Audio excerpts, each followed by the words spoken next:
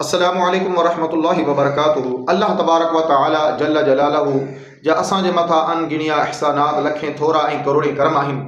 पाक परवरदिगार आलम असांखे पंहिंजे महबूब नबी आकाए दो जहां सरकार दो आलम सल्लल्लाहु तआला अलैहि वसल्लम जी उम्मत में पैदा फरमाए असांजे मथा वॾो इहसान फरमायो आहे।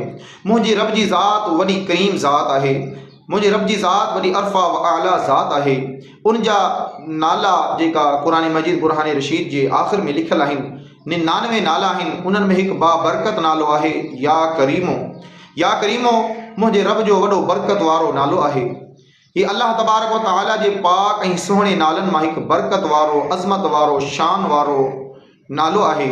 हिन जामिउल महासिन ऐं जामिउल महामिद जूं घणियूं ई मानाऊं आहिनि जेका उलमाए किराम बयान फरमायूं आहिनि। उन्हनि मां कुझु तव्हांजे अॻियां पेश करण जी सआदत हासिल कंदसि ताकि असां बि अल्लाह तबारक व तआला जे हिन अज़मत वारे नाले या करीमो जी बरकत जो फैज़ हासिल करे सघूं।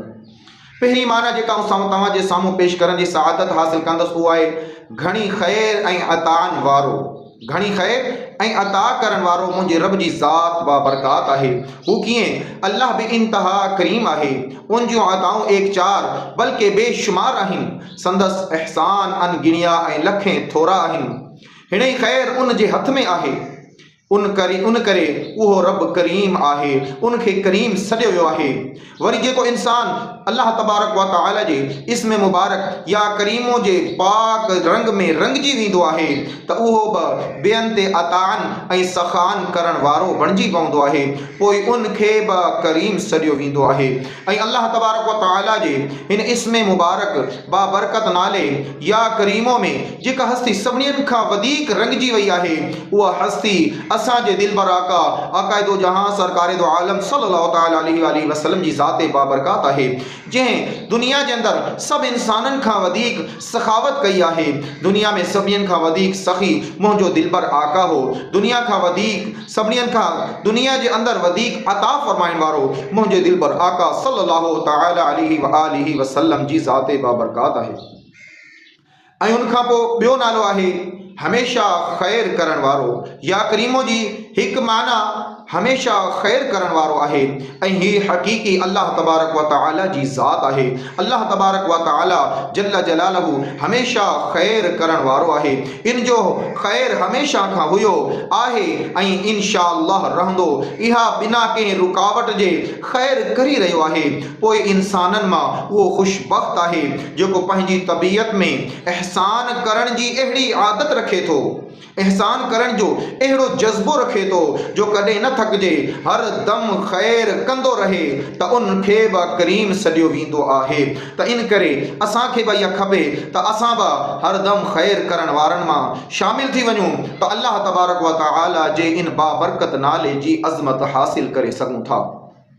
या करीमो जो टियों माना जेका उलमाए किराम लिखियो आहे उहो आहे अज़ीमुल क़दर ऐं वॾी शान वारो। अज़ीमुल क़दर ऐं वॾी शान वारो इहा सिफ़त सां मौसूफ़ सिर्फ़ मुंहिंजे रब जी ज़ात आहे। अल्लाह तबारक व तआला जल्ल शानहू जी ज़ाते बाबरकात आहे। इहो सभ खां आला आहे, सर्ब खां अरफा आहे, अकरम आहे, अशरफ आहे, अज़ीमुल बरकत आहे ऐं अज़ीमुल क़दर आहे। को इंसान उन जी कमाल खे पहची नथो सघे। जेको इंसान हर हिकु सां करम ऐं एहसान कंदो रहे त उन जो क़दर ऐं इज़्ज़त ऐं अज़मत अल्लाह तबारक व तआला वधाए थो। इन करे अहिड़ी आदत वारे इंसान खे बि करीम सॾियो वेंदो आहे। अल्लाह तबारक व तआला असांखे बि ॿियनि जो क़दर ऐं इज़्ज़त करण जी तौफ़ीक़ अता फरमाए। ऐं चौथो मानो जेको उलमाए किराम तहरीर फरमायो आहे उहो आहे ऐबनि खां आजो, ऐबनि खां पाक, हर ऐब खां आजो, नक्स कमी ऐं कजी खां पाक। अगरि को ज़ात आहे त उहा ज़ात मुंहिंजे रब जी ज़ात आहे। उहा ज़ात मुंहिंजे करीम रब जी आहे। उहा ई कुद्दूस ऐं सलाम आहे। उन जी ज़ात ऐं सिफ़ात में को ऐब ऐं नक्स न आहे। इन करे उहा करीम आहे। ऐं मुंहिंजे रब जी अता सां, मुंहिंजे रब जे अता करण सां मुंहिंजे दिलबर आका सल्लल्लाहु तआला अलैहि व आलिहि वसल्लम जी ज़ात व बेऐब ऐं बेनक़्स आहे। अल्लाह तबारक व तआला मुंहिंजे महबूब खे बेऐब पैदा फरमायो आहे। दुनिया में हर इंसान में ऐब थी सघनि था, पर मुंहिंजे दिलबर आका सल्लल्लाहु तआला अलैहि वसल्लम जी ज़ात में को ऐब कोन्हे। इन करे मुंहिंजे महबूब आका जे नालनि मां नालो या करीमो मौजूद आहे, छो त अल्लाह तबारक व तआला दिलबर आका सल्लल्लाहु तआला अलैहि वसल्लम खे ऐबनि खां पाक पैदा फरमायो आहे। ऐं हिन या करीमो जो पंजो माना जेका उलमाए किराम तहरीर फरमायो आहे उहो आहे मुकर्रम ऐं मुनअम। मुकर्रम ऐं मुनअम। अगर करीम जी माना मुकर्रम ऐं मुनअम में मुतफज़िल कई वञे त उहो सिर्फ़ अल्लाह तबारक व तआला वहदहू ला शरीक जी ज़ात आहे, जंहिंजे हथ में आसमाननि ऐं ज़मीननि जूं कुंजियूं आहिनि, जंहिंजे हथ में आसमाननि ऐं ज़मीननि जे तालनि जूं चाबियूं आहिनि। उहे फ़ज़्ल अज़ीम जो मालिक आहे, जंहिंखे अल्लाह तबारक व तआला मुकर्रम बनाए, न तो उनखे को घटाए थो सघे, न को उनजी शान में को कमी करे सघे थो। जंहिंखे अल्लाह तबारक व तआला घटाए उनखे को बि वधाए नथो सघे, छो त मुंहिंजे महबूब रब्बुल आलमीन मुंहिंजे महबूब आका जी इज़्ज़त ऐं अज़मत खे वधायो आहे, को घटाए नथो सघे। इन करे मुंहिंजो महबूब करीम मुंहिंजे रब जी अता सां मुकर्रम ऐं मुनअम आहिनि। ऐं अल्लाह तबारक व तआला जंहिंजी ज़ात इज़्ज़त खे घटाए छॾे, अल्लाह तबारक व तआला जंहिंजी इज़्ज़त खे घटि करे को बि उनखे इज़्ज़त ॾेई नथो सघे। अल्लाह तबारक व तआला सूरह हज जी आयत नंबर 18 जे अंदर इरशाद तो फरमाए, व मन युहिनिल्लाहु फमा लहु मिन मुकरिम इन्नल्लाह यफ़अलु मा यशा। ऐं जंहिंखे अल्लाह तबारक व तआला ख़्वार करे उनखे को बि इज़्ज़त ॾियण वारो न आहे। बेशक अल्लाह तबारक व तआला ईअं ई करे थो जीअं चाहे थो। इन्नल्लाह यफ़अलु मा यशा। मुंहिंजो रब जीअं चाहे थो तीअं करे थो। जंहिंखे मुंहिंजो रब इज़्ज़त ॾे को घटाए नथो सघे, ऐं जंहिंखे मुंहिंजो रब ख़्वार करे उनखे को इज़्ज़त ॾेई नथो सघे। ऐं ही हो पंजो माना। ऐं छहों माना जेका या करीमो जी उलमाए किराम बयान फरमाई आहे उहा आहे बिना इवज़ ॾियण वारो, बिना इवज़ जे ॾियण वारो। ऐं अल्लाह तबारक व तआला ही उहो ज़ात आहे जेका बिना इवज़ जे ॾींदो आहे। ख़ल्क़ उन जी ख़ल्क़ल आहे, मुल्क उन जा मिल्क आहिनि, बादशाही सिर्फ़ु मुंहिंजे रब जी आहे, अता उन जी आहे, सख़ा मुंहिंजे रब जी आहे। उहो बिना मुआवज़े जे ॾिए थो, इन जे करे उहो करीम आहे। ऐं मुंहिंजे रब जी अता सां मुंहिंजे महबूब आका खे अल्लाह तबारक व तआला पंहिंजे मुल्कनि जो मालिक बणायो आहे। अल्लाह तबारक व तआला पंहिंजी बादशाही जो बादशाह बणायो आहे। अल्लाह तबारक व तआला मुंहिंजे महबूब खे अता करण वारो बणायो आहे। अल्लाह तबारक व तआला मुंहिंजे महबूब खे सखी बणायो आहे। अल्लाह तबारक व तआला मुंहिंजे महबूब खे कासिम बनायो आहे। दिलबर आका फरमायो, अल्लाहु मुअती व अना कासिम। मुंहिंजो रब अता करण वारो आहे ऐं आऊं अता करण वारो आहियां। मुंहिंजो रब अता करण वारो आहे ऐं तक़सीम करण वारो आहियां। अल्लाहु मुअती व अना कासिमुन। अल्लाह मूंखे अता करण वारो आहे ऐं आऊं ख़ैरात करण वारो आहियां, आऊं तक़सीम करण वारो आहियां। सखी वॾे मां वॾो मुंहिंजो रब आहे ऐं मुंहिंजे रब जी अता सां दिलबर आका सल्लल्लाहु तआला अलैहि वसल्लम बि सखी आहिनि। उहो बिना मुआवज़े जे ॾिए थो ऐं अल्लाह तबारक व तआला जे ॾिनल मां मुंहिंजो महबूब बि बिना मुआवज़े जे ॾिए थो। त इन करे अल्लाह तबारक व तआला जी ज़ात बि करीम आहे ऐं मुंहिंजे रब जी अता सां दिलबर आका सल्लल्लाहु तआला अलैहि वसल्लम जी ज़ात बि करीम ज़ात आहे। ऐं सतों माना आहे बिना सबब ॾियण वारो। उहो बिना सबब जे ख़ल्क़ खे ॾियण वारो आहे। केरु? मुंहिंजो रब बिना सबब जे इन ख़ल्क़ खे ॾियण वारो आहे ऐं मुंहिंजे रब जी अता सां मुंहिंजो महबूब बि ख़ल्क़ खे ॾियण वारो आहे।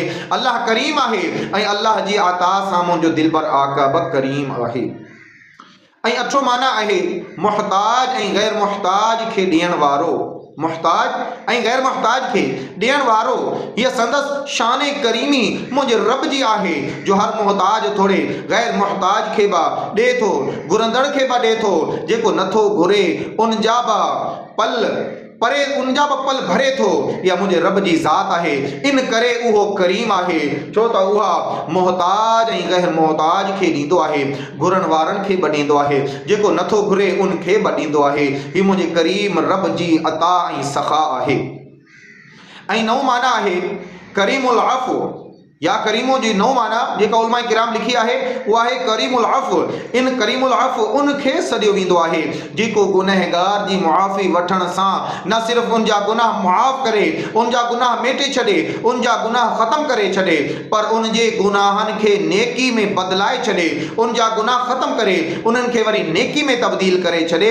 जीअं क़ुरान मजीद बुरहान रशीद जे अंदरि अल्लाह तबारक व तआला जल्ल शानहु इरशाद फरमायो आहे सूरह फुरकान आयत नंबर 70 जे अंदर इल्ला मन ताबा व आमना व अमिला सालिहन फउलाइका युबद्दिलुल्लाहु सय्यिआतिहिम हसनात व कानल्लाहु गफूरर रहीमा।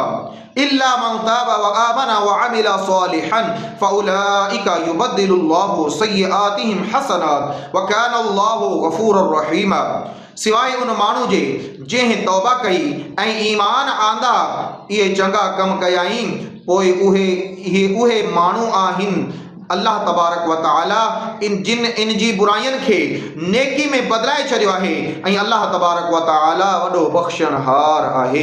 सिवाय उन माण्हुनि जे जंहिं तौबा कई इल्ला मन ताबा व आमना उनखां पोइ ईमान आंदो व अमिला सालिहन पोइ चङा अमल कया फउलाइका युबद्दिलुल्लाहु सय्यिआतिहिम हसनात पोइ अल्लाह तबारक व तआला फरमाए थो त असीं तब्दील करे छॾींदा आहियूं उन्हनि जे गुनाहनि खे नेकियनि जे अंदरि, उन जे गुनाहनि खे नेकियनि में मुबद्दल करे छॾींदा आहियूं, तब्दील करे छॾींदा आहियूं ऐं वकानल्लाहु गफूरर रहीमा ऐं अल्लाह तबारक व तआला वॾो बख़्शणहार बाजारो आहे।